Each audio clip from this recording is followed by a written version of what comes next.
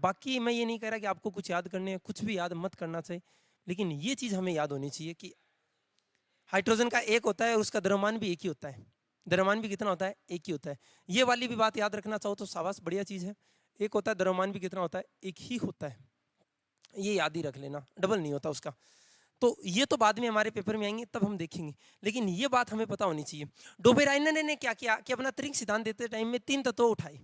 कौन कौन से? हमने पहली लाइन पढ़ी थी, हेलिना की रब से फरियाद। तो हेलिना में एच को नहीं लिया उसने, हेलिना की, ये 3 तत्व उठाए और इन तत्वों पे क्या किया उसने? अपना सिद्धांत दिया। कौन कौन से? लिथियम, सोडियम और पोटेशियम। अब समझने की कोशिश करना आराम से। लिथियम नंबर कितने पे आता है? Hydrogen, helium, lithium, 3। लेकिन इसका परमाणु द्रव्यमान होता है 7। कितना होता है? 7। 3 का डबल 6 होना चाहिए, लेकिन लगभग कितना होता है? 6.99, 7 लेते हैं, इसलिए इसका परमाणु द्रव्यमान है 7। ठीक है। ऐसे ही कितने नंबर पे आता है? ये नहीं, इसकी बात नहीं कर, पहले ये बताओ। पोटेशियम, पोटेशियम और कैल्शियम, कैल्शियम 20 पे आता है, ये 19 पे आता है। तो इसका द्रव्यमान होता है लगभग 38, लेकिन होता कितना है? 39। कितना होता है? 39। आगे 20 से आगे जो भी तत्व उनका एक एक दो दो बढ़ाते जाना, वो आपको पता लग जाएगा। इसका होता है 39। इसने एक बात बताई कि ये मान लो आपका ए है, ये मान लो आपका बी है, और ये आपको मान लो सी है। तो ये जो ए है ना पहला, तो ए प्लस सी बटा 2 हमेशा बी के क्या आएगा? बराबर आएगा। ये बात इसने कही और हमने चेक किया, हमने देखा इसका 7 है, इसका 39 है, तो 7 प्लस 39 बटे में 2, ये हो गए 46, और 46 बटा 2, और ये आ गया 23। और हमें पता लगा कि सोडियम का रियल में कितना होता है द्रव्यमान? 23 ही होता है।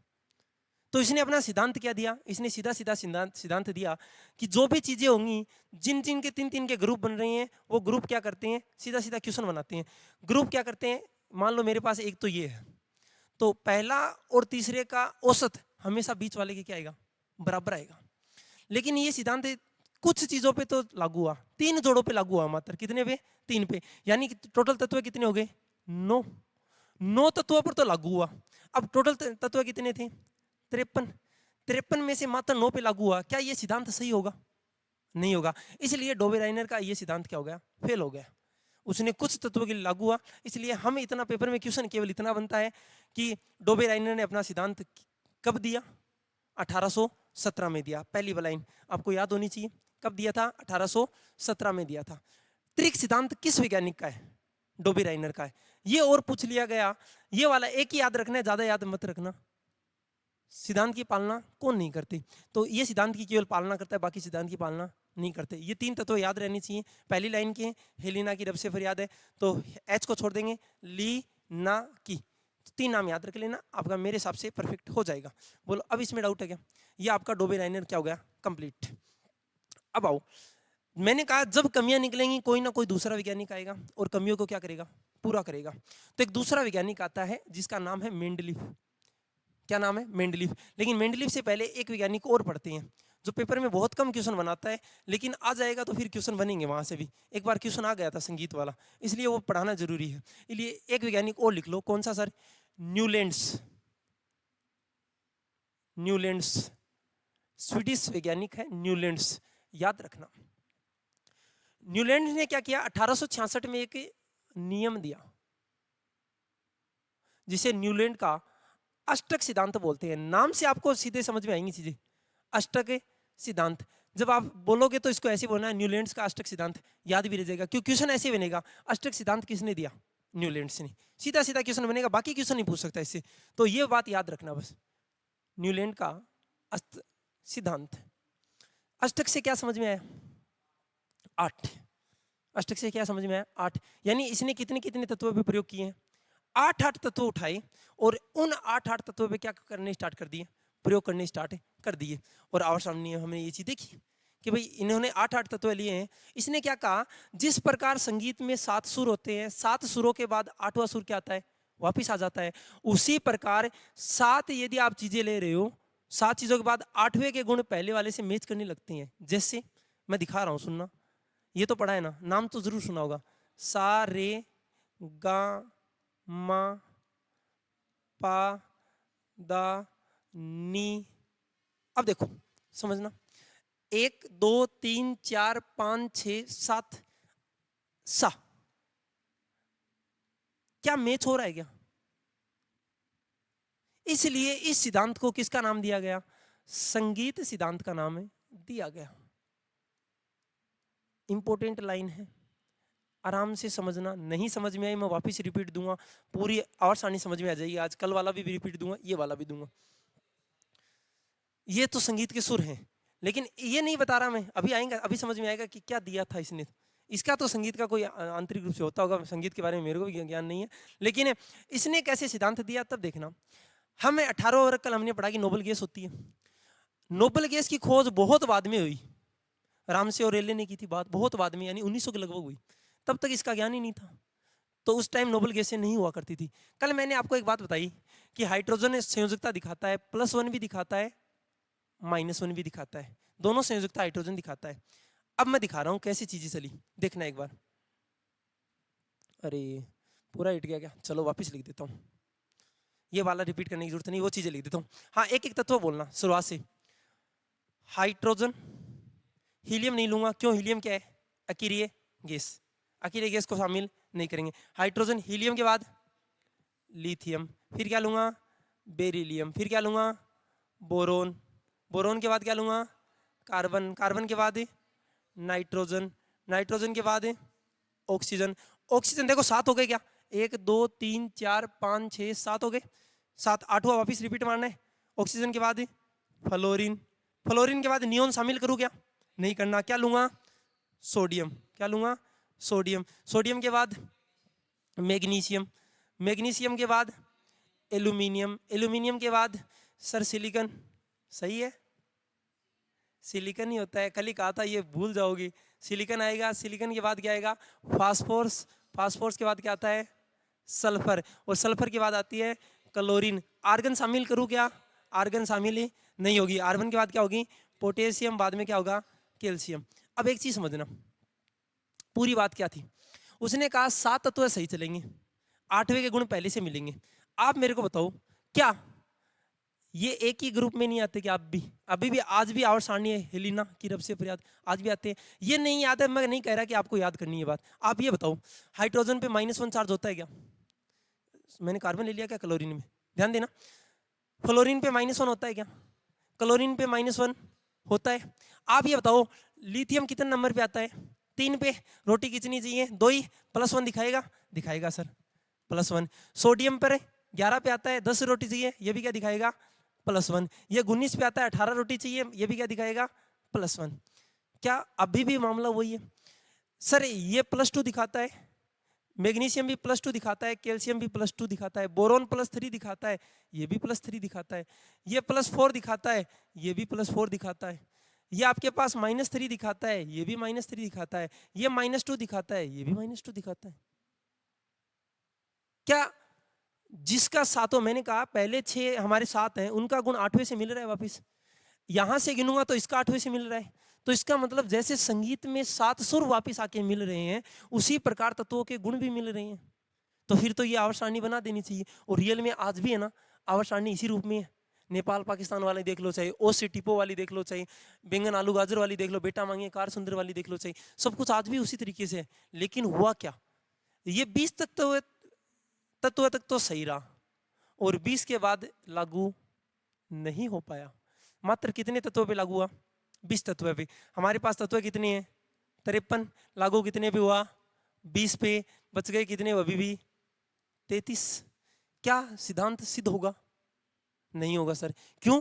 कम से कम आधे पे तो लागू हो। जब आधे पे लागू होगा तो हम खुद कहेंगे कि हाँ अब यह सारणी सही बन रही है। इसका मतलब अब पेपर में क्या क्या दे सकता है? पेपर में ये दे सकता है, न्यूलैंड ने कितने तत्व लिए थे? न्यूलैंड ने हमेशा 8 तत्व लिए थे। कितने लिए थे? 8। इसलिए उसके सिद्धांत को क्या नाम दिया जाता है? अष्टक सिद्धांत। आवर्त सारणी, दूसरी आवर्त सारणी के रूप में किसने संयोजित किया था? न्यूलैंड्स ने। किसने 7 संगीतों का उपयोग किया था? न्यूलैंड्स ने किया था। ऐसे ऐसे क्वेश्चन बनते हैं, इनके अलावा कोई वैसे कोई क्वेश्चन नहीं बनेगा कि आप सोचो सर ये कोई लिखना दे देगा। ये तो मैंने आपको समझाया है, आपको लिखना यहाँ से कुछ भी नहीं आएगा। हमने 2 कंप्लीट किए हैं। हमने पहले कौन सा पढ़ा है, डोबेराइनर पढ़ लिया कंप्लीट, उसका अतिरिक्त सिद्धांत हमने कंप्लीट किया, बाद में हमने न्यूलैंड्स को क्या कर लिया, कंप्लीट कर लिया। अब हमारे पास तीसरा आता है मेंडलीफ। कौन आता है, मेंडलीफ। और जो आज हमारे पास है वो आवर्त सारणी रियल में मेंडलीफ की ही है। उसने कुछ चेंजमेंट जो नए तत्व खोजे गए थे वो मोजले ने कर दिए, इसलिए आधुनिक आवर्त सारणी का पितामह मोजले को कहा जाता है, लेकिन आवर्त सारणी का पितामह मेंडलीफ को ही कहा जाता है। जब बोलते हैं आवर्त सारणी का नाम तो सीधा नाम लेते हैं मेंडलीफ की आवर्त सारणी। तो ये याद रखना, आवर्त सारणी किसने दी थी, मेंडलीफ ने। किसने दी थी, मेंडलीफ ने। ये इंपॉर्टेंट वैज्ञानिक है भाई, मेंडलीफ ने। कब दी थी, गांधी जी के जन्म के वर्ष दी थी। अब गांधी जी का जन्म कब हुआ था, 1869 में हुआ था, तो 1869 में दी थी, याद रख लोगे ना। वो 3 साल पहले 1866 में आई थी, ठीक है, वो 1817 में आई थी, तीनों ही तो है। डेट याद रख लेना, डेट काफी बार पूछी है, तो ये नहीं हो। इसके बारे में और जानकारी क्या चाहिए सर, पूरी आवर्त सारणी हमें नहीं पढ़ने की जरूरत। इसने क्या ध्यान में दी, उस टाइम मात्र 63 तत्व ज्ञात थे। कितने, 63 तत्व थे। इसने इसको 2 भागों में बांटा। एक भाग को इन्होंने क्या कहा, इन्होंने एक भाग को कहा वर्ग और एक भाग को कहा आवर्त। क्या कहा, आवर्त। अब मैं बता भी देता हूं क्या वर्ग होता है और क्या आवर्त होता है, दोनों चीजें ध्यान से देखना। जैसे ये मेरी आवर्त सारणी है, आवर्त सारणी को अगर आप ढंग से देखोगे तो आवर्त सारणी आपको देखने में ऐसी ही दिखेगी। बीच में और तत्व ले रखे हैं, जैसे हमने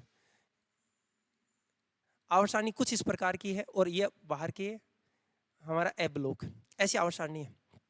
ध्यान देना, ये जो खड़ी लाइनें है ना, ये यहाँ 1 से स्टार्ट होके 18 तक चलेंगी।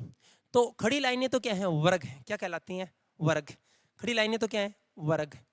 और ये लाइनें ऐसे डब्बे के रूप में है, ये 1 2 3, यहाँ 4, यहाँ 5 और यहाँ 6 और यहाँ 7। ये 7 क्या कहलाते हैं, आवर्त कहलाते हैं। 7 क्या कहलाते हैं, आवर्त। पेपर वाला ये पूछ सकता है सीधी सी बात कि वर्गों की संख्या कितनी थी और आवर्तों की संख्या कितनी थी। मैंने आपको बता दिया। आधुनिक की बात करें, आधुनिक में अलग है, पीछे अलग थी। उस टाइम में 63 तत्व थे, इसलिए याद रखना 9 तो वर्ग थे और 7 आवर्त थी। तो 9 × 7 63, टोटल कितने तत्व थे, 63 तत्व थे। क्या बात क्लियर हुई, 9 × 7। आवर्त आज भी 7 है, उस टाइम भी 7 थे, बस वर्ग 9 के दुगुने कितने हो गए, 18 हो गए। इतनी सी बात याद रखनी है। मेंडलीफ ने आवर्त सारणी जो दी थी वो सही क्रम है, उसी क्रम को थोड़ा सा सुधार करके मोजले ने बना दिया। इसलिए आधुनिक आवर्त सारणी, आधुनिक नाम जुड़ जाए तब तो मोजले आता है, केवल आवर्त सारणी आ जाए तो मेंडलीफ आता है। कब दी थी, 1869 में, गांधी जी के जन्म के समय दी थी। 63 तत्व थे, वर्ग और आवर्त में इन्होंने ही बांटा था। वर्गों की संख्या 9 थी, आवर्तों की संख्या 7 थी। बस इतनी सी बात इसके बारे में याद रखनी है। बोलो ये चीजें भी याद रह जाएंगी क्या, परफेक्ट एकदम से। इनके अलावा कुछ पूछने की जरूरत हो तो मेरे को कह दो कि सर ये हमें नहीं आ रही, मैं बता दूंगा वो चीजें। कंप्लीट है, कर दूं। अब आ जाओ मोजले वाले पे। मोजले की आधुनिक आवर्त सारणी, आधुनिक आवर्त आवर्त सारणी, मॉडर्न पीरियोडिक टेबल बोलते हैं इंग्लिश में। क्या बोलते हैं, मॉडर्न पीरियोडिक टेबल। अब ये कौन है, ये वैज्ञानिक मोजले है। अब ये पूछ सकता है आधुनिक आवर्त सारणी में कुल कितने तत्व हैं, 118 तत्व हैं। कितने, 118।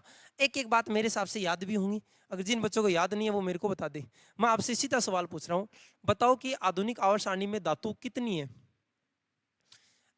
उप धातु कितनी है और अधातु कितनी है।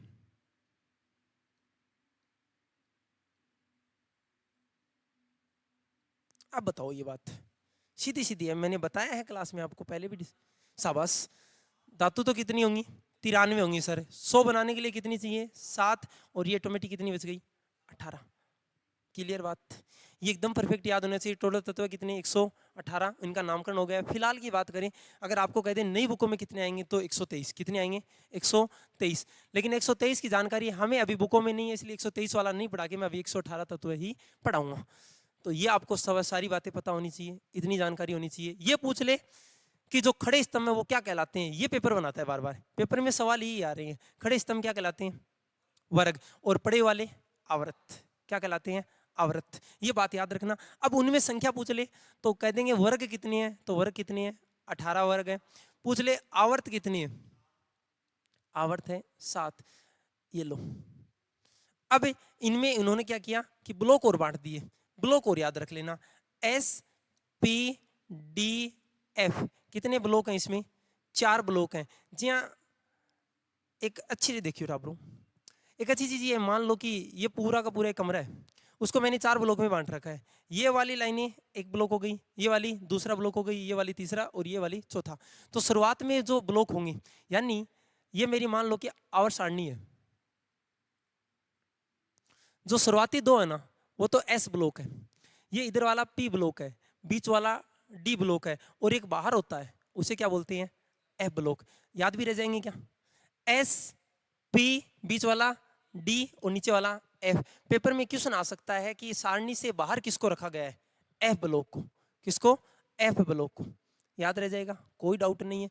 ये लो, ये आपकी आवर्त सारणी कंप्लीट, इसमें इसके अलावा कुछ नहीं है। अब मैं उन चीजों पर चर्चा करूंगा जो विशेषतः पेपर में बार बार पूछी जाती हैं और उनसे क्वेश्चन आते हैं, वो चीजें हमें आनी चाहिए। अब एक बार रिपीट में देख लो, कोई चीज नहीं समझ में आई तो कह दो सर अब हमारा कम समझ में आ रही, वापिस समझना भाई सर। पहले मैंने दी है आवर्त सारणी, आवर्त सारणी के तत्व ज्ञात किए थे। पहला सिद्धांत, पेपर वाला क्वेश्चन बनाता है कि पहला सिद्धांत आवर्त सारणी का किसने दिया था, या पहली बार किसने इनको तत्व के रूप में बांटा था, डोबेराइनर ने बांटा था। एक बात और याद रखना, डोबेराइनर ने अपने 13 साल इन तत्वों को क्रम में लगाने के लिए क्या कर दिए थे, दे दिए थे। 13 साल तक काम किया था इन पे। जल्दी बैठो भाई, जल्दी बैठो, जल्दी बैठो। सोच विचार करके देखो कि डोबेराइनर ने जब ये सिद्धांत दिया, मात्र 17 साल का लड़का था, पहला सिद्धांत दिया था, मात्र 17 साल का लड़का। सोच विचार करके देखो, और उसने अपने 13 साल मात्र ये बताने के लिए दे दिए, क्योंकि उस टाइम में लोगों को ये नहीं पता तत्व होते क्या है, यौगिक होते क्या है, और उसने ये बताने के लिए बता दिया कि भाई ये हमारे आवर्त सारणी है, इसमें ये तत्व पाए जाते हैं और उनको इस क्रम में रखा जाएगा। 13 साल काम किया, लेकिन बाद में इसीलिए एकमात्र ऐसा सिद्धांत है, बाकी मैं अभी कहता हूँ बाकी सिद्धांतों को हम किसी पे ध्यान ही नहीं देते। इसमें क्या किया, आवर्त सारणी के अलावा जैसे परमाणु है, परमाणु के लिए अगर पूछ ले परमाणु के लिए सिद्धांत किसका माना जाएगा, तो परमाणु के लिए आज भी दे ब्रोगली को मानते हैं लोग, नील्स बोर को मानते हैं, डोल्टन को कोई नहीं पूछ रहा, थॉमसन को कोई नहीं पूछता। क्यों, क्योंकि उनके सारे सिद्धांत क्या गलत हैं। लेकिन डोबेराइनर का सिद्धांत आज भी पढ़ाते हैं। क्यों, क्योंकि शुरुआत में जो चीजें दी आज भी वही चीजें हैं। कह दिया कि उनमें केवल सुधार किया गया है, गलत नहीं दी उसने चीजें, सुधार किया गया है, वो लिख दी है पूरी सारी की सारी चीजें। तो ये बात केवल याद रखना कि इंपॉर्टेंट है। एक छोटे से वैज्ञानिक ने इतना बड़ा काम करके दिया, हमें सिस्टमेटिक तरीका दिया था कि ऐसी ऐसी चीजें चलती हैं। पहला सिद्धांत किसने दिया था, डोबेराइनर ने दिया था। कब दिया था, 1817 में। क्या कहा, त्रिक सिद्धांत दिया, अर्थात ये कहा कि कोई भी 3 तत्व उठाऊंगा, पहले और तीसरे तत्व का औसत हमेशा बीच वाले के क्या आएगा, बराबर आएगा। हमने निकाल के भी देखा, ये रहा हमारा लिथियम, ये रहा हमारा सोडियम, ये रहा हमारा पोटेशियम। हमने इनका योग भी निकाल के देखा था, ये लो, हमने इनको करके देखा। ये नंबर, इसका द्रव्यमान 7 होता है, इसका 39 होता है, इसका 23 होता है। हमने पहला और जोड़ा 46 आया, 46 का आधा गया 23, और ये हमेशा सोडियम की क्या आ रहा था, बराबर, इसलिए इसकी पालना हो गई। लेकिन मैंने कहा ये सभी तत्वों पर लागू नहीं हुआ, मात्र कितने तत्वों पर लागू हुआ, 9 पर। टोटल तत्व कितने थे, 53 थे, 9 पे लागू हुआ, तो ऐसा सिद्धांत को प्रतिपादित नहीं किया जा सका, इसलिए कमियां बताते हुए इसको छोड़ दिया गया। दूसरा एक वैज्ञानिक आता है जिसका नाम क्या है, न्यूलैंड्स, और पेपर में क्वेश्चन आता है न्यूलैंड्स का अष्टक सिद्धांत। नाम भी याद रखो तो पूरा याद रखना, न्यूलैंड का अष्टक सिद्धांत। अष्टक मतलब कितने तत्वों पर लिया था, 8 तत्वों पे लिया था। मैंने कहा था पेपर में क्वेश्चन बन गया था, न्यूलैंड्स ने नोबल गैसों का प्रयोग किया था या नहीं किया था, ये वाला क्वेश्चन। निम्न में से किस तत्व का प्रयोग न्यूलैंड्स ने नहीं किया था, और ऑप्शन में नोबल गैस दी थी। नोबल गैस तब तक नहीं पता थी, इसलिए न्यूलैंड के सिद्धांत में नोबल गैस नहीं है, याद रखना। संगीत के 7 सुरों का उपयोग किया, उन्होंने क्या कहा, जैसे सारे गामा पादा नी सा में वापिस सा आता है, 7वें के बाद 8वां सेम आता है, उसी प्रकार 8वें के गुण पहले के साथ क्या करेंगे, मैच। हमने करके देखा, हाइड्रोजन हीलियम को लिया नहीं क्योंकि नोबल गैस है। Lithium, beryllium, boron, carbon, nitrogen, oxygen, fluorine वापस वहां जाएगा क्योंकि 7 हो गए, 8वां तत्व है। अब उसने कहा हाइड्रोजन पे -1 चार्ज होता है, फ्लोरीन पे भी होता है, इस पे भी होता है +1, इस पे भी +1 है, इस पे +2 है, इस पे +2। इसका मतलब गुण क्या कर रहे हैं, मैच कर रहे हैं। जल्दी आ जाओ भाई, मैच कर रहे हैं। इसका मतलब क्या कहेंगे कि ये सिद्धांत लागू हुआ था। लेकिन मैंने कहा कितने तत्वों पे लागू हुआ था, मात्र और मात्र 20 तत्वों पे। पहला 9 पे हुआ था, दूसरा 20 तक तत्वों पे लागू हुआ। 53 थे, वापिस कितने बच गए? 33। इसलिए इस सिद्धांत की व्याख्या भी नहीं कर पाए हम लोग। आगे एक वैज्ञानिक आता है, बहुत इंपॉर्टेंट है। कौन है? मेंडलीफ। पूछ ले कि आवर्त सारणी का जनक किसे कहा जाता है? मेंडलीफ को। आधुनिक आवर्त सारणी का जनक मोजले को, ये याद रखना। आधुनिक अभी कौन दे रहा है? मोजले, क्योंकि उसने सुधार कर दी काफी। लेकिन ऐसे पूछ ले कि आवर्त सारणी का जनक सिस्टमेटिक रूप इसी ने दिया था सबसे पहले, तो ये मेंडलीव था। उस टाइम में कितने तत्व ज्ञात हो चुके थे? 63। ये बहुत बार पेपर में आया है, कितने तत्व ज्ञात किए जा सकते थे? 63 ज्ञात किए थे हमने, इससे ज्यादा कुछ नहीं है। बाद में मैंने कहा 63 है, आज भी आवर्त उतनी ही है, पहले भी उतने ही थे। 7 आवर्त थे, 9 वर्ग है, 9 इंटू 7 63 टोटल तत्व हो गए। इतनी याद रखना। आवर्त मैंने बता दिया, जो पड़ी लाइनें होती हैं वो आवर्त कहलाती हैं, खड़ी लाइनें वर्ग कहलाती हैं। इतनी बातें याद रह गई होंगी। आखिरी वैज्ञानिक आता है जिसका नाम है मोजले। तो मोजले को आधुनिक आवर्त सारणी का, मॉडर्न पीरियोडिक टेबल का फादर कहा जाता है, पितामह कहा जाता है। याद रखना, इंपॉर्टेंट बात है।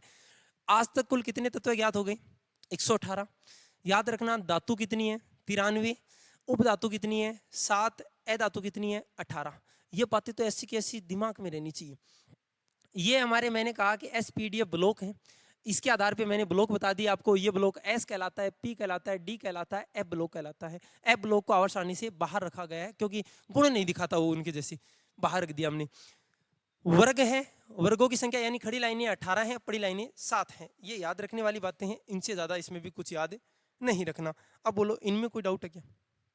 आराम से सारी चीजें समझ में आ गई। ये आपकी आवर्त सारणी कंप्लीट। अब आते हैं आवर्त सारणी के महत्वपूर्ण तत्व जिनसे पेपर में क्वेश्चन आता है। परमाणु का प्रथम सही सिद्धांत, ऐसे नहीं आ सकता क्वेश्चन। परमाणु का ऐसे आ सकता है, परमाणु का प्रथम सिद्धांत किसने दिया था? सही तो आज तक सिद्ध को नहीं हुई। क्यों? क्योंकि अभी भी खोजी जा रही है। मैंने कहा ना, पोजिस्टोन वाला एंडरसन ने कर दिया। अभी पीछे एक तत्व आया था, आपको एक बढ़िया चीज बताता हूँ। अभी तक हम लोग है ना फिजिक्स में ये मानते हैं कि दुनिया का सबसे तेज जो चीज है वो प्रकाश का वेग है, 3 गुणा 10 की पावर 8 मीटर पर सेकेंड। हम लोग ये मानते हैं कि प्रकाश से तेज दुनिया में कोई नहीं है। इसलिए जब आइंस्टीन ने अपना संबंध दिया था, ऊर्जा द्रव्यमान संबंध, तो उसने एक संबंध दिया था E बराबर mc²।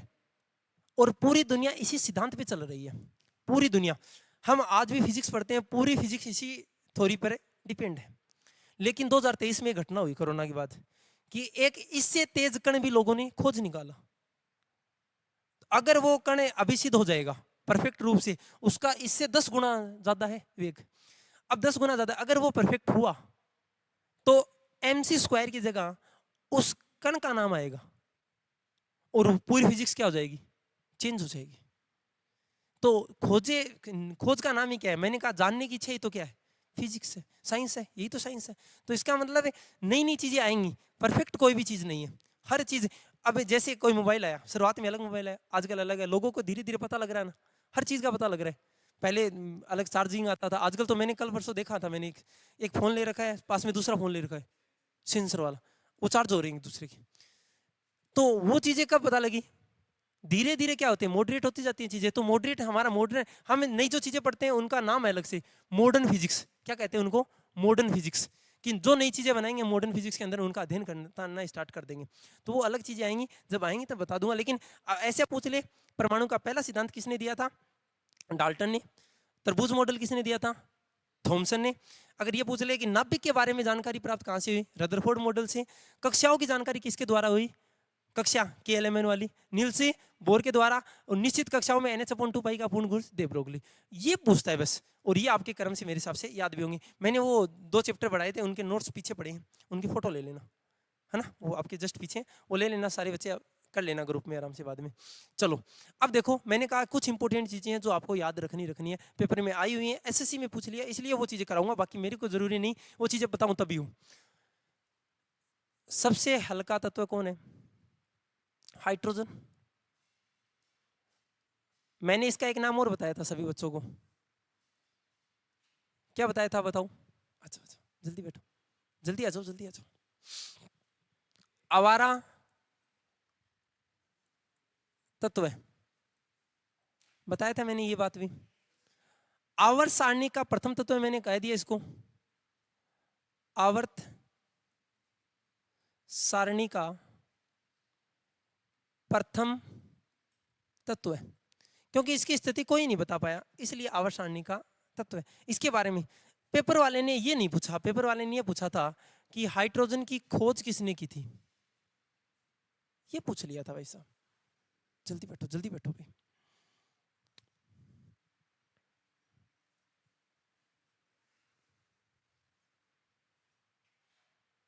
किसने की थी, ये पेपर वाले ने पूछा था। ये नाम याद रखना, हेनरी क्वेंडिस, हेनरी केवेंडिस। ये पेपर वाले ने पूछ लिया था कि हाइड्रोजन की खोज किसने की थी, हेनरी क्वेंडिस ने। अब ये लेवल तो यहां तक तो सर बनेगा, लेवल नॉर्मल बात है, हमें पढ़ना पड़ेगा। लेकिन कई बार ऐसे सवाल भी बनाए हैं, ये वाला सवाल है ना, ये ट्रेंडिंग हो सकता है। क्यों? क्योंकि हमें इसकी आवश्यकता पड़ेगी।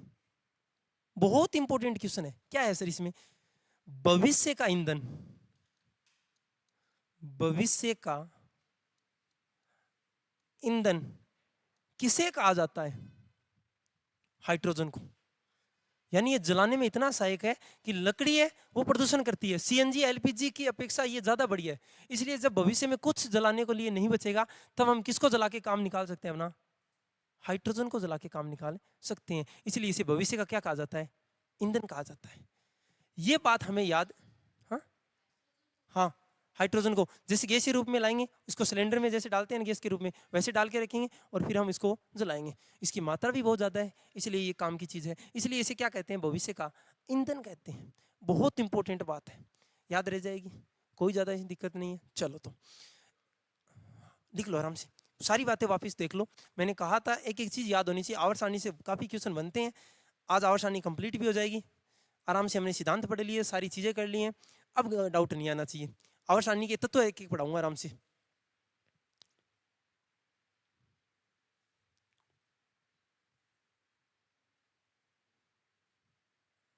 नोट दे दियो आज, ले घर रख लिए तुम, लेकिन 2 दिन में लिया दिए यार। मन अगला चैप्टर बना काल के, फिर 2 दिन में तान पूरा चैप्टर केमिस्ट्री का पूरा दे देशु।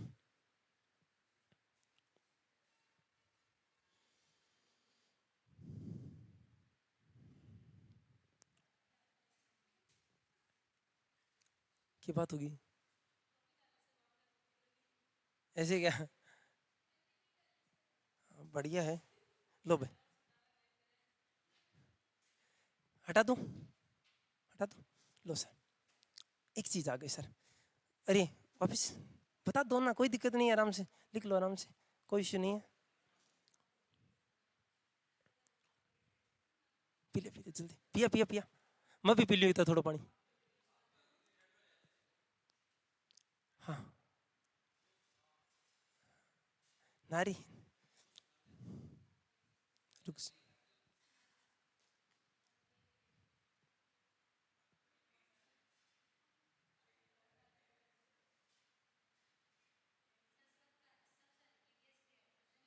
हाइड्रोजन वैसे पूछ लेना, अकेले गैसों में हीलियम होती है, कल बताया था ना मैंने, हीलियम। हीलियम, और पेपर में क्वेश्चन आया था हीलियम का उपयोग कहाँ होता है, तो पेपर में जो क्वेश्चन आएगा वहाँ इन टायरों की बात नहीं आएगी, वहाँ ये आएगा कि हवाई जहाज के टायरों में कौन सी हवा भरी जाती है, हीलियम। इसके बारे में चर्चा करेंगे हम, पहले ये देख लो, बाद में एक बढ़िया टॉपिक लेके चलूंगा, धीरे धीरे सारी चीज़ें क्लियर हो जाएंगी। हवाई जहाज के अंदर ईंधन सारे होते हैं, एक ईंधन नहीं होता। मैं अभी बताऊंगा आपको ईंधन के बारे में, कौन कौन से ईंधन यूज हो सकते हैं। गैस के लिए अलग अलग, जलाने के लिए अलग अलग गैसें यूज कर सकते हो। अब ये तो कंफर्म नहीं है कौन सी है, लेकिन ये बता सकता हूँ कि जो हमारी नेफ्रॉन गैस का उपयोग किया जाता है किसमें, मिसाइलें वगैरह बनाते हैं ना, उनमें, उनमें किया जाता है। इसका पता नहीं यार। हवाई जहाज में मेरे हिसाब से तो हो सकता है कि पेट्रोलियम कोई पदार्थ डाला जाता है, पेट्रोलियम का कोई भी पदार्थ डाला जा सकता है। हाँ नाइट्रोजन, क्रिया नहीं करे इसलिए, ये आता है, बहुत बार आता है। चलो भाई अब देख लो, ध्यान देना भाई, बोर्ड पे ध्यान देना। सर एक चीज हुआ है इंपॉर्टेंट, याद रखोगा, कार्बन। कार्बन से रिलेटेड आप लगभग थोड़ी पढ़ ली, फिर भी एक बार देख लियो टाबरो। नंबर कितना बराबर है, 6 पर। परमाणु क्रमांक कितो 6। पूछोगो ने नंबर क्रमांक केवल एक कोई पूछोगो, इको, इसके अलावा कौन पूछो वो, क्योंकि बहुत ज्यादा इंपॉर्टेंट है। इससे कई थोड़ी आव लगी जो पूरा पढ़ा रहे हो। ए तो कहीं परमाणु क्रमांक,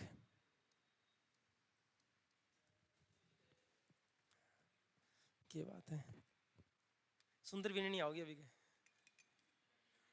टीचर ने पानी पिया था इसी बात।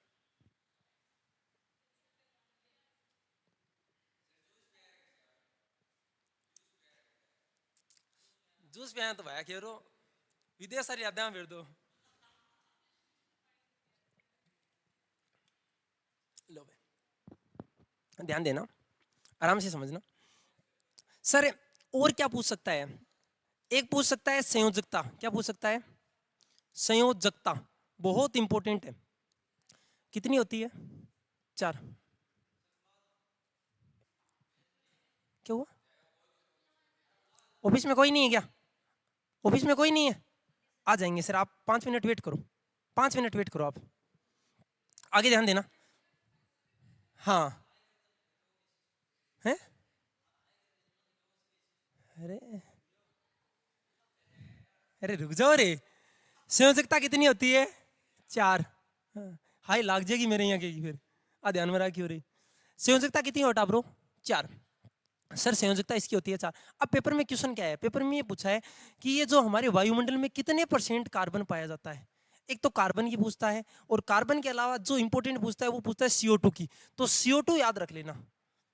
किसके याद रखना? CO2।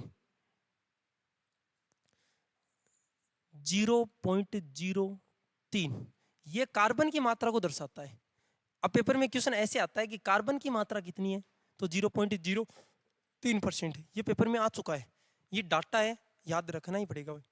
अब इससे ज्यादा कुछ कर नहीं सकते। आपको लग रहा है कि सर कोई तरीको भी कोई नहीं, अब कहाँ याद कराऊंगा इस चीज ने, लेकिन याद आपा नहीं रखना है। इससे 2 इंपॉर्टेंट चीज बने कार्बन से, बाकी चीज मेरी पहले पढ़ाई है, कौन पढ़ाऊंगा। 2 इंपॉर्टेंट चीज बने कार्बन से। एक तो बने सी से CO, और एक बने CO2। दोनों के बारे में पढ़ना टाबरो। अपन CO भी चाहिए, अपन CO2 भी चाहिए। गुरुजी CO क्यों है? इन बोलनी कार्बन मोनोऑक्साइड, कार्बन मोनोऑक्साइड। अब अच्छे से बात सुनना मेरी। अगर कमरा बंद कर दिया जाए तो ऑक्सीजन की मात्रा कमरे में क्या आएगी? कम आएगी, ज्यादा आएगी? क्या आएगी सर? कम। मान लो रूम बंद कर दिया जाए, तो कई बार सोचो अब बात को कौन की रूम बंद कर दी, कदम घुटा लागियो। क्यों? क्योंकि ऑक्सीजन नहीं मिल पा रही आपको, उतनी मात्रा में नहीं मिल पा रही जितनी आपको चाहिए। इसका मतलब है जब ऑक्सीजन की मात्रा कम होगी तब तो क्या बनेगा? Carbon monoxide. और ऑक्सीजन की मात्रा ज्यादा मिलेगी तब क्या बनेगा? Carbon dioxide. क्या बनेगा? Carbon dioxide, oxide. अब सुनना मेरी बात है, जरूरी बात ये नहीं थी सर, जरूरी बात क्या थी वो सुनना। पुराने समय में क्या होता था कि सर्दियों के समय में, हाँ चिमनी जानते हो? चिमनी सब जानते हो, ठीक है। सिगड़ी जानो, सगड़ा चीज। सर्दियों में क्या करते थे, रात के समय सिगड़ी वगैरह जला के सो जाते थे। रूम क्या हो जाता, सर्दियों में बंद करते हैं रूम, रूम करते थे बंद। क्या बाहर से ऑक्सीजन अंदर आएगी? सर अंदर ऑक्सीजन की मात्रा क्या हो जाएगी? कम। और जैसे कोई चीज जलेगी, जलने से कार्बन की मात्रा क्या होती है? ज्यादा, क्योंकि कोयला है, कोयला जलेगा तो कार्बन पैदा करेगा, तो वहां पर C रहेगा और कम मात्रा में उसको ऑक्सीजन मिलेगी, और बनेगा क्या? कार्बन मोनोऑक्साइड बन जाता था। क्या बनता था? Carbon monoxide. और कार्बन मोनोऑक्साइड की खास बात क्या है कि ये श्वास के द्वारा अंदर जाती है, और जाने के बाद हमारे शरीर में पाया जाता है हीमोग्लोबिन, और वहां पर कार्ब हीमोग्लोबिन बना लेती है, जिसके कारण रक्त के थक्के बन जाते हैं, और रक्त आगे प्रवाह नहीं कर पाता, जिसके कारण ऑक्सीजन शरीर के अंदर सप्लाई नहीं हो पाती, जिसके कारण व्यक्ति का धीरे धीरे दम घुटने लगता है, और दम घुट के उसकी क्या हो जाती थी? मृत्यु। अब रात के समय क्या होता है, लोग पहले सो जाते थे और बंद करके सोने के बाद सुबह देखते तो पूरा का पूरा परिवार खत्म हो जाता था। होता है ना? अभी हुई है ना? हाँ होता है ये। तो इसका मतलब सर ये घटना रियल है। इस चीजों को समझना कि कार्बन मोनोऑक्साइड, पेपर में क्वेश्चन आता है दम घोटू गैस कौन सी है? Carbon monoxide. अगर ऑक्सीजन की मात्रा कम हो तो कौन बनता है? कार्बन मोनोऑक्साइड बनता है। ये एक प्रकार की क्या है? दम घोटू, दम घोटू गैस है। किसके साथ जुड़ती है? हीमोग्लोबिन के साथ कार्बोइड बना लेती है, और जब ये कार्बोइड बनाती है, हीमोग्लोबिन के साथ कार्बोइड बनाती है, तो वो दम घुटने लगता है और व्यक्ति पूरा का पूरा परिवार रातों रात खत्म हो जाते थे। ये समस्या होती थी। पहली बात याद रहनी चाहिए, इंपॉर्टेंट बात है, पूछ ले तो आपको आना चाहिए। कम मात्रा अगर कार्बन के साथ जलाएंगे कार्बन मोनोऑक्साइड बनेगा। मोनो मतलब छोटो, तो कम है। डाई मतलब दो, मोनो का अर्थ होता है एक, डाई का अर्थ होता है दो, तो यहाँ 2 ऑक्सीजन आएंगे। अब सुनो, एक बार में इससे ज्यादा कोई घटना को नहीं पढ़नी अपन। 28 कार्बन डाइऑक्साइड। पेपर में क्वेश्चन आवे कि प्राणदायी गैस कौन सी है, तो ऑक्सीजन है। कौन सी है? ऑक्सीजन, क्योंकि अपन ने सांस लेने खातिर कौन सी चाहिए? ऑक्सीजन। तो अपने लिए प्राणदायी कौन है? ऑक्सीजन है। लेकिन पेपर में क्वेश्चन आवे कि पौधों के लिए प्राणदायी, पौधों के लिए प्राणदायी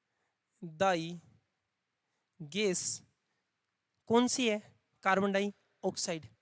ये बात याद रखना, बहुत इंपॉर्टेंट बात है। दूसरी बात सर, क्या पौधे जो ऑक्सीजन देते हैं कार्बन डाई ग्रहण करते हैं? नहीं, ऐसा नहीं है। रात्रि के टाइम में वो क्या करते हैं? CO2 गैस तो क्या करते हैं? छोड़ते हैं, और ऑक्सीजन ग्रहण क्या कर लेते हैं? ग्रहण कर लेते हैं। ऑक्सीजन क्या करते हैं? ग्रहण करते हैं। ये बात भी याद रहनी चाहिए। यानी पौधा दोनों क्रिया काम ले हुए। कौन सी? कार्बन डाई तो क्या कर सकें रात के टाइम में ग्रहण करें, छोड़ेगा, और क्या करेंगे? ऑक्सीजन क्या कर ले ग्रहण, यानी रात में मनुष्य बन जाए पौधों। अब सुनियो, एक पेड़ होता है पीपल। क्या होता है? पीपल। सब जानते हो पीपल? पीपल का लड़कियां जरूर जाने, क्योंकि पीपल में क्या गाले नहीं, पानी गाल के आई बढ़िया वर खातर। पीपल कौन पूछेड़ा की पूजी? क्या कौन पूजी? गाँव में तो आज ही पूजे भाई, पीपल पूजन जाए करी। और एक तो यो एक जेठ का महीना में पीपल सिंची या कुछ और भी कहीं मारे जाया करता। हमारा जेठ है, सावन में कर ले करी। मनो तो कोई सो है, मनो की क्या याद है? बैसाख में, हाँ बैसाख में। देख बेरो ने मन पता हो, फिर मैं पूछू, इन्हें ध्यान दियो सर। पीपल में क्यों है? पीपल में कार्बन डाई की मात्रा देने की क्यों है? ज्यादा है। ऑक्सीजन भी बहुत मात्रा में ज्यादा दे, और रात्रि में कार्बन डाई भी क्या देवे? बहुत ज्यादा मात्रा में देवे। अब देखो, ओ है पीपल को पेड़ टावरो, गौर से देखियो बात। अपन बेरो पीपल को पेड़ भी के नीचे क्यों है? गट्टो है, सको देख रहे, ओ है गट्टो। और आपने क्या करी? गट्टा के नीचे बड़ी हवा चले, उसके रातने के नीचे कोई आदमी सो गयो। आदमी सोयो। अब एक बात समझियो, ऊपर से रात्रि के टाइम में वो कार्बन डाई की मात्रा क्या देगा? ज्यादा, बहुत ज्यादा मात्रा में कार्बन डाई। इसका मतलब यहाँ की ऑक्सीजन लेवल क्या हो जाएगा? घट जाएगा, और कार्बन डाई की मात्रा क्या हो जाएगी? ज्यादा। कार्बन डाई के कारण यहाँ इसकी क्या होने लगेगी? दम घुटने लगेगा, इसकी क्या हो जाएगी? मृत्यु। और हम लोगों ने मानना स्टार्ट कर दिया कि भूत ने क्या किया? पीपल के वृक्ष के नीचे कौन रहता है? भूत रहता है। रात्रि में सोने के कारण भूत उसकी मृत्यु कर देता है। तो भूत मारता है, वो भूत रियल में मारता नहीं है। कौन मारता है? कार्बन डाइऑक्साइड मारती है। इसलिए हमारी जो चीजें ना, पूर्वज को सब चीजों का पता है। इसलिए उसने ये बात, अगर मान लो मैं आपको ये बात बताऊं, आज बताऊं क्योंकि आज साइंस पढ़ रहे हो, तब आपको सही लगे। अगर ये बात पहले बताती दी जाती तो शायद मैं गैलीलियो होता। गैलीलियो को कोई मेरे को मार दे। अब एक बात सोचो कि उसने ये बात अगर ग्रामीण क्षेत्र में कोई बताए, मैं अगर गांव में जाके कोई ने बता दूं, बाई चांस सोच के देखो, मेरे को क्या कहेंगे? पागल है, भूत विश्वास नहीं करता, जिस दिन तेरे साथ होगी उस दिन पता लगेगा। यही सोचेंगे लोग, आज भी यही बात सोचेंगे। अब मैं उनको ये ज्ञान तो नहीं दे सकता। इसलिए लोगों ने भ्रम फैला दिया जानबूझ के। पूर्वज थे, उन्होंने भ्रम क्या फैलाया? सीधी बात उन्होंने कही कि जो व्यक्ति इसके नीचे सोएगा उसको भूत मारेगा। तो इसका मतलब आपको इसके नीचे नहीं सोना है। क्यों नहीं सोना है वो मैंने आपको रीजन बता दिया, ये वाले रीजन था। अब आपको मेरे हिसाब से कार्बन मोनोऑक्साइड भी समझ में आ गया, कार्बन डाइऑक्साइड भी समझ में आ गया होगा क्या? कौन? नहीं, नहीं, रात्रि में अधिक मात्रा में है। सबसे ज्यादा अगर ऑक्सीजन छोड़े तो भी पीपल है, और सबसे ज्यादा कार्बन डाई भी कौन छोड़ी? पीपल वृक्ष से। क्योंकि इसका आकार भी क्या होता है? बड़ा। पीपल के वृक्ष छोटे नहीं होते, बहुत बड़े बड़े वृक्ष आपने देखे होंगे। सबसे ज्यादा आयु मानी जाती है बरगद की और पीपल की, ये भी याद रखना। चलो आ जाओ यहाँ पर एक नई टॉपिक की ओर। एक गैस है क्लोरीन। वैसे तो पूरा वर्ग ही पढ़ाऊंगा, हेलोजन परिवार, लेकिन उसी हेलोजन में बहुत इंपॉर्टेंट एक टॉपिक आता है जिसे बोलते हैं क्लोरीन।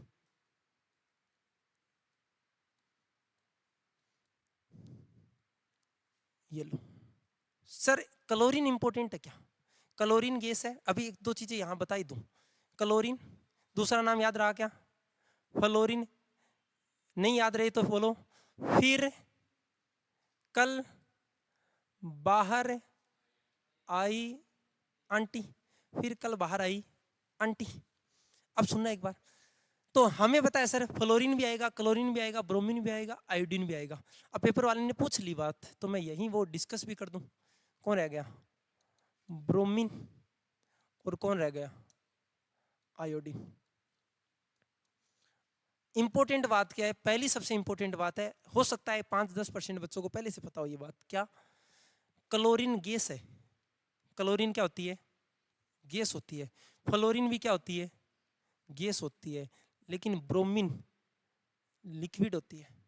ये मैंने क्लास में बताया था। कौन सी ऐसी अधातु है जो द्रव अवस्था में पाई जाती है? ब्रोमीन, बताया था। तो ये कौन सी अवस्था में पाई जाती है? द्रव में। और आयोडीन है वो ठोस है। आयोडीन क्या होता है? ठोस। आपने देखा भी आयोडीन को, ठोस अवस्था में होता है। ये चारों बात याद भी रहनी चाहिए, ऐसी कैसी पेपर में ऐसे सवाल बने हैं। क्या होती है? गैस, गैस, द्रव, ठोस। आपको याद आ जाएगा क्लोरीन गैस ही है, गैस के रूप में निकलती है। फ्लोरीन भी गैस ही है। ब्रोमीन गैस नहीं है, क्या है? लिक्विड है, अधातु होते हुए। और आयोडीन वाला आ गया। सर ये फ्लोरीन और क्लोरीन है, ये ब्रोमीन है, ये सवाल कैसे मुश्किल बनाएगी? ये लो, CHCl3 ये है, ये बनाता है सवाल। सबसे ज्यादा पेपर में सवाल बनाती है क्लोरीन यहां से, CHCl3। आ जाओ, होती क्या है CHCl3? CHCl3 क्या होता है सर? इसका नाम होता है क्लोरोफॉर्म। ये चीज क्या होता है सर? क्लोरोफॉर्म किसी ने पढ़ा है पहले? क्लोरोफॉर्म सुना भी है, पक्का देखा भी है, हो ही नहीं सकता जिसने। अगर ये किसी ने पुरानी मूवियाँ देखी हैं तो मैं जैसे नाम लेता हूँ, हाँ वही है। ओमनी देखी है सबने? ओमनी, ओमनी देखी है ना? ओमनी में कभी देखा होगा वो साइड वाली खिड़की ऐसे खुलती है, फिर जिसको अंदर डालना होता है उसको अंदर डालते हैं, बंद करते हैं, और गुंडागर्दी के लिए काम आती है। बढ़िया ओमनी आती है। उस टाइम में जिसकी जरूरत पड़ती है उसे क्या बोलते हैं? क्लोरोफॉर्म। मैंने बता दिया कि क्लोरीन जहरीली गैस है। इससे कार्बन के साथ मिक्सअप करके एक प्रोडक्ट बनाया जाता है जिसका नाम क्या है? क्लोरोफॉर्म। इसका क्या घाटा है, क्या नुकसान है, क्या फायदा है, सारी चीजों पे चर्चा करूंगा। क्या होता है देखो, क्लोरोफॉर्म होता है, उसका गैसीय रूप दिया जाता है, और गैसीय रूप देके क्या किया जाता है? किसी रुमाल वगैरह पे उसको छिड़का जाता है। छिड़कने के बाद अगर आप किसी के मुंह के आगे लगाओगे तो वो व्यक्ति क्या हो जाएगा? दम घुटू गैस के कारण उनकी सांसें बंद हो जाएंगी और कुछ देर के लिए क्या हो जाएगा? बेहोश की स्थिति में आ जाएगा। इसलिए पेपर पूछ ले तो बेहोशी की दवा बनाने के लिए, बेहोशी की दवा। सर एक बात तो आ चीज फायदेमंद है कि टावर तान लागे? फायदेमंद है, घाटा में फायदा में? आ चीज फायदा में। हाँ, जब ऑपरेशन किया जाता है तो उसे क्या सुंघाया जाता है? क्लोरोफॉर्म सुंघाया जाता है, कि ताकि आपका जब ऑपरेशन हो तो दर्द नहीं हो, चीरफाड़ आपको दिखे नहीं, कोई काम चीज नहीं हो, इसलिए इंजेक्शन दिए जाते हैं इसकी। तो ये भी याद रखना, ऑपरेशन के समय उपयोग लिया जाता है। ढंग की चीज भी है, खराब भी है। मैं ये नहीं कह रहा केवल ढंग की है, खराब भी है, लेकिन बढ़िया चीज है, आप उपयोग में देख लो। अब बोलो, क्या क्लोरोफॉर्म समझ में आ गया? ये आना चाहिए आपको, ऐसा नहीं हो कि ये चीज आपको पता ही नहीं हो, इसके बारे में संपूर्ण जानकारी आपको होनी चाहिए। कार्बन के कार्बन मोनोऑक्साइड वाली कंप्लीट है। अब बोलो, कहीं पर कोई डाउट है क्या इनमें? ये वो चीजें हैं जो आनी ही आनी चाहिए। अब मैंने बता दिया, एक चीज और याद रखना। क्या? आखिर इंपॉर्टेंट चीज बता रहा हूं, इसको देख लेना। कौन सा? 18वां वर्ग। 18वां वर्ग जिसे किस किस नाम से जाना जाता है? पेपर में अगर कोई क्वेश्चन आवर सारणी से आज तक सबसे ज्यादा आए तो वो 18वें वर्ग से आए हैं। क्यों? इस गैस का नाम है अकीरिय गैस। क्या बोलते हैं? अकीरिय गैस। इसका और नाम आता है नोबल गैस। नोबल गैस, इन्हें ही नोबल गैस कहा जाता है। ये न तो किसी के साथ क्रिया करते हैं, न इनका कोई स्वभाव है। ये आराम से अलग बैठे हैं, क्रिया वगैरह नहीं करे, आराम से एक जगह बैठे हैं। नोबल गैस हैं। कौन कौन सी हैं वो याद रहनी चाहिए। कौन कौन सी हैं? हीलियम है, नियोन है, 18 पे आर्गन है, क्रिप्टोन है, और जेनोन है। ये सीधा सीधा पूछ सकता है। ये हीलियम, नियोन, आर्गन याद रह जाएगा, क्रिप्टोन याद नहीं रहेगा, लिख लेना। जेनोन भी लिख लेना, पूछी हैं ये सारी, इसीलिए कह रहा हूं ये ढंग से देख लेना। पेपर में आता है इनकी खोज किसने की थी, तो इसका मतलब ये किसी से नहीं ले रहे, तो ये फिर राम के भरोसे हैं। किसके भरोसे हैं? राम के भरोसे। तो खोज की थी रामसे ने। किसने की थी? रामसे ने। रामसे के साथ एक और विलियम आता है जिसका नाम है विलियम रेले। तो कई बार रेले नाम भी पूछ लेता है। ये लो, इतनी बात याद रखना, ये वाली आपको चीजें पता होनी चाहिए। अब एक बार सारी चीजें, 5 मिनट बची हुई हैं, एक बार सारी चीजें रिपीट दे रहा हूँ। आवर्त सारणी कंप्लीट है, कोई भी क्वेश्चन आ जाए आप कर देना। एक चीज बताना चाहूँ तो और भी बता दूं, क्योंकि मैंने हाइड्रोजन की बता दी तो अच्छा नहीं रहेगा अगर ऑक्सीजन की नहीं बताऊं, क्योंकि ऑक्सीजन प्राणदायक है। O2 गैस है, उसकी खोज की थी प्रिस्टले ने। किसने? प्रिस्टले ने। अब अगर आप बुक में देखोगे ना तो हो सकता है आपको, अगर सर्च लगाओ बुक में तो प्रिस्टले, एक बार सर्च लगाओ भाई कौन सा दिखा रहा है, क्योंकि इसका एक वैज्ञानिक और आता है, वैज्ञानिक सेले। सेले सबसे पहले बताता है कि ऑक्सीजन O2 होती है 1773 में, और 1774 में इसको दिखाता है, प्रिस्टले को। तो दोनों देख लेना, मैंने कहा आप देख लो, ये चेक कर लेना, अभी कंफर्म नहीं कहूंगा। क्यों? क्योंकि ऑक्सीजन की रियल में बुक में तो प्रिस्टले दिखा रखी है, लेकिन मैंने पहले सेले भी पढ़ रखा है। O2 की खोज करता सेले है 1773 और 74, प्रिस्टले है और सेले है। सेले ने पहले बता दिया था, लेकिन खोज प्रिस्टले ने की थी। नामकरण प्रिस्टले ने किया, इसका मतलब प्रिस्टले मानेंगे हम लोग। बुक में, पुरानी बुकों में ना प्रिस्टले नाम है ना। चलो ठीक है, 1774 है ना, हाँ 1774 है ना, बता दिया ना। 74 में प्रिस्टले था रियल में, लेकिन सेले ना मैंने पुरानी बुकों में एक बार पढ़ा था 1773। लेकिन मैं आपको अभी कहूंगा, अगर प्रिस्टले ऑप्शन नहीं हो तो सेले पे जाना, लेकिन अगर सेले ऑप्शन हो प्रिस्टले भी हो तो आप किसको सही मानोगे? प्रिस्टले को सही मानना। ये याद रखना, इससे ज्यादा कुछ नहीं था, ये हमारा कंप्लीट है। ठीक है, चलो भाई अब आराम से चीजों का रिवीजन लेंगे, एक एक बात समझेंगे। नहीं आए वो बात मेरे को बता देना कि सर आज वाली चीजें हमें ये नहीं समझ में आई, आवर्त सारणी में हमारी ये कमी रह गई। मैंने बताया कि जब आवर्त सारणी शुरुआत में स्टार्ट हुई तो लोगों को किसी चीज के बारे में कोई जानकारियां नहीं थी। सर्वप्रथम एक वैज्ञानिक था जिसका नाम था डोबे राइनर। डोबे राइनर ने कहा कि दुनिया में बहुत सारी चीजें पाई जाती हैं, उनको सिस्टमेटिक तरीके से हम क्या करते हैं, रखते हैं, उनके आधार पे उनका वर्गीकरण करते हैं। तो उन्होंने क्या किया, द्रव्यमान के आधार पे, किसके आधार पे? परमाणु द्रव्यमान के आधार पे। परमाणु द्रव्यमान के आधार पे सबसे पहले क्या कर दिया, विभाजन किया, और उन्होंने अपना सिद्धांत दिया, त्रिक सिद्धांत। क्या नाम दिया? त्रिक। त्रिक का अर्थ होता है 3। पेपर में क्वेश्चन आता है त्रिक सिद्धांत किसका है? डोबे राइनर का है। इतनी सी बात याद रखना, उससे ज्यादा नहीं रखना। अब इसने त्रिक सिद्धांत में क्या कहा, इसने कहा कि अगर एक वर्ग में कोई लोग आ रहे हैं तो पहले का और तीसरे का अगर औसत निकालें तो हमेशा बीच वाले के क्या आएगा, बराबर आएगा। ये बात इसने कही। हमने कहा सही बात है क्या? हमने चेक किया, हेलिना की रब से फरियाद है, तो हमने ये लाइन उठाई, एच को हटा दिया, लीना की रब से फरियाद। ये नंबर पे आता है 3 पे, इसका द्रव्यमान होता है 7। ठीक है, डबल होता है, डबल से थोड़ा ज्यादा है, 6.99 होता है। 6 भी ले सकते हो, 7 भी ले सकते हो। पोटेशियम है, इसका होता है 39। इन दोनों का औसत बीच वाले सोडियम के 23 बराबर है। सोडियम 11 पे आता है, 23 होता है, तो इसका मतलब सिद्ध हुआ। लेकिन मैंने कहा मात्र और मात्र 9 पे लागू हुआ, 53 में से 9 पे लागू हुआ, इसलिए सिद्धांत की व्याख्या नहीं की जा सकी। 53 में से कितने सही आए? 9। इतनी सी बात थी, इससे ज्यादा नहीं पूछेगा। दूसरा सिद्धांत आता है न्यूलैंड्स का अष्टक सिद्धांत। अष्टक मतलब 8। तो कौन से वैज्ञानिक ने 8 तत्वों पर परिभाषाएं दी थी? न्यूलैंड्स ने। किसने? न्यूलैंड्स ने। याद रखना एक एक बात, पहले वाला है वो 1817 में देता है, दूसरा 1866 में देता है, 3 साल बाद 1869 में गांधी जी का जन्म होता है, तब कौन देता है? मेंडलीव देता है। उसके बाद मोजले की आधुनिक आवर्त सारणी 1904। याद रखना, मोजले वाली मत याद रखना, बाकी चीजें, क्योंकि मोजले की कई डेट आती हैं, इसलिए कभी याद नहीं करवाता बच्चों को। अष्टक सिद्धांत आ गया, उसने क्या कहा, संगीत के जैसे 7 सुर होते हैं, सा रे गा मा पा दा नी सा, सा वापिस रिपीट होता है, उसी प्रकार आप अगर तत्वों को क्रम में लिखोगे तो 8वें तत्व के पहले वर्ग के साथ क्या बनते हैं, गुण दिखाता है। तो -1 -1 +1 +1 +2 सेम मिलने लगे। लेकिन ये भी कहां तक लागू हुआ? मात्र और मात्र 20 तत्वों पर लागू हुआ, इसलिए इस सिद्धांत की व्याख्या भी नहीं हो पाई। तीसरा सिद्धांत आता है किसका? मैंने बताया था आपको अभी, मेंडलीव 1869 गांधी जी के जन्म पर ही। कितने तत्व थे? 63 तत्व थे। 9 × 7 में बांटा गया था, 7 आवर्त थे, 9 वर्ग थे। ये पूछा है बार बार, कितने तत्व ज्ञात हो चुके थे? मेंडलीव ने आवर्त सारणी में कितने तत्व ज्ञात कर दिए थे? 63 तत्व किए थे। 9 × 7 खड़ी लाइनें क्या कहलाती हैं? वर्ग। और पड़ी पड़ी जो लाइनें वो आपको क्या कहलाएंगी? आवर्त कहलाएंगी। ये भी हमने कर दिया, इससे ज्यादा भी देखने की जरूरत नहीं है। अब आती है आधुनिक, किसकी? मोजले की। तो आधुनिक आवर्त सारणी, नाम जुड़ जाए आधुनिक, मॉडर्न पीरियोडिक टेबल, तो कौन है? मोजले। क्योंकि मजा ही ले रहे हैं तो मोजले।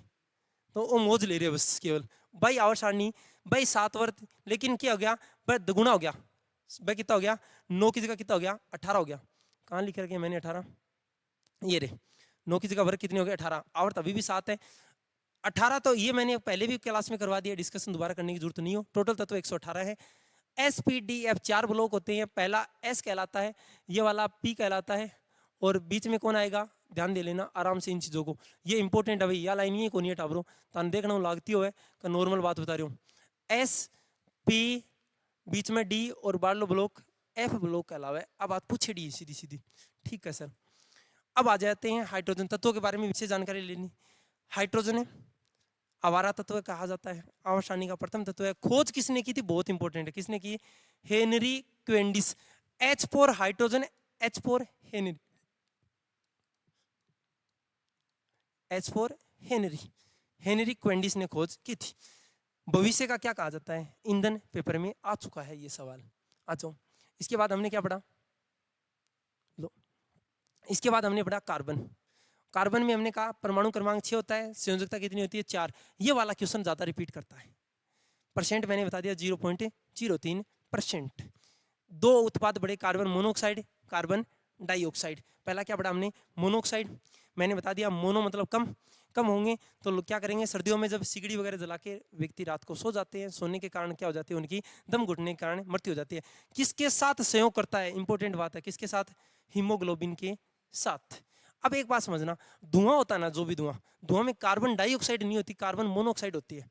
इसलिए जहां कहीं भी धुआं होता है ना, आग लगती है ना कहीं पर भी, तो व्यक्ति अंदर बेहोश हो जाते हैं। पहले आग लगने पे आग से नहीं मरती, पहले बेहोश होकर गिर जाते हैं अंदर। क्यों, क्योंकि वहां मोनोऑक्साइड फैल गई है, जिसके कारण दम घुटने लगा है और सांस आना बंद हो गया, चक्कर आके व्यक्ति गिर जाता है, उसको पता नहीं लगता। कहीं आप खुद देखना, कहीं धुआं वगैरह हो रूम में, आप कहीं खाना वाना बना रहे हो, उस टाइम धुआं वगैरह हो, धुआं होगा तो वहां आपका क्या घुटने लगेगा दम। कौन सी ऑक्साइड गैस है, कार्बन मोनोऑक्साइड है, याद रखना, हीमोग्लोबिन के साथ जुड़ती है। कार्बन डाइऑक्साइड है, कार्बन डाइऑक्साइड है, इसमें ज्यादा बताने की जरूरत नहीं हो। किसके लिए, पौधों के लिए क्या है, प्राणदायी है, पूछा हुआ सवाल है।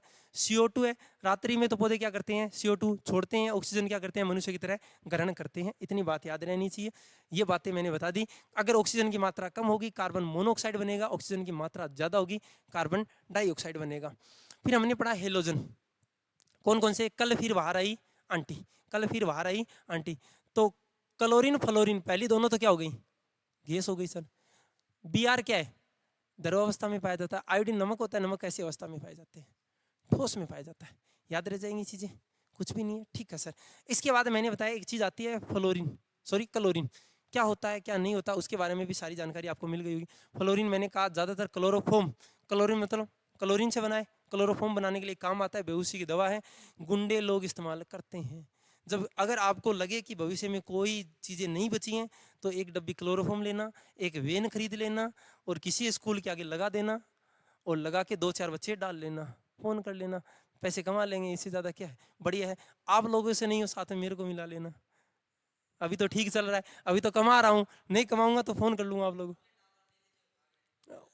मेल टावर मेली छोरी थोड़ी 11वीं क्लास में क्या जा गया सका बताओ हैं, अरे लड़को है मेरे 9वीं क्लास में, वह मोरी तेरे, अबे यार इन्हें देखो अकीरिया गैस है, नोबल गैस है, अरे कहीं है संभव यार, तो विश्वास कौन करे, तुम शक करे मेरे पर, तुम झूठा ही करे। मेरी मम्मी ने पूछा दी फोन करिए, हाँ चलो रोड़ा करेगी रे, तारा सामने रोड़ा करती चौकी लगेगी, ले उठा बोले एकदम परफेक्ट है। मैं अगर मम्मी को कॉल करूँ, मम्मी कहती तू मानतो कौन बताई रे, है ना। चलो ये कंप्लीट है, कल ये कंप्लीट हो जाएगा, कल हमारा आखिरी टॉपिक की ओर बढ़ेंगे। चैप्टर का नाम अभी बता दूं, नाम रहेगा हाइड्रोकार्बन, और इसी हाइड्रोकार्बन के साथ हमारा चैप्टर कल हो जाएगा कंप्लीट, ठीक है। तो एक टॉपिक बचा है, कल तक आपको सारे नोट्स मिल जाएंगे, कल स्टार्ट करेंगे हाइड्रोकार्बन। अभी तो सर आ गए, ठीक है, कंप्लीट है, और मिलते हैं कल। और अब तक के अगर कोई टॉपिक में कोई डाउट हो तो पूछ लेना भाई, एक बार पढ़ लेना, देख लेना, फिर भी लगे कोई चीज़ नहीं आ रही पूछ लेना।